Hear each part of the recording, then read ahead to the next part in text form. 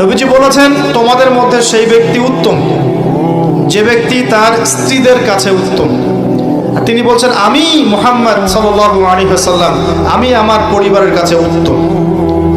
স্ত্রী যতক্ষণ পর্যন্ত আপনাকে সার্টিফিকেট না দিচ্ছে যে আপনি উত্তম চরিত্রের অধিকারী, আপনি ভালো, আপনি সৎ, ততক্ষণ পর্যন্ত জান্নাতে যাওয়া কঠিন আছে।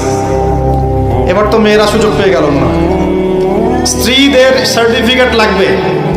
বাইরে ভালো থাকা সহজ, বাইরের মানুষের সাথে ভালো মেলামেশা করা সহজ, বন্ধুদের সাথে, হ্যাঁ, তার কলিগদের সাথে, ওয়াজ মাহফিলে এসে, মসজিদে গিয়ে ভালো আচরণ করা সহজ।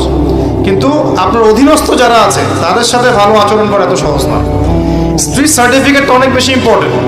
এই কারণে যাদের স্ত্রীরা সার্টিফিকেট দেয় যে আমার স্বামী ভালো, আমার স্বামী সৎ, আমার স্বামী দানশীল, আমার স্বামী ভালো চরিত্রের মানুষ, ইনশাআল্লাহ তাআলা এই ব্যক্তির জান্নাতে যাওয়া অনেক সহজ হয়ে যাবে।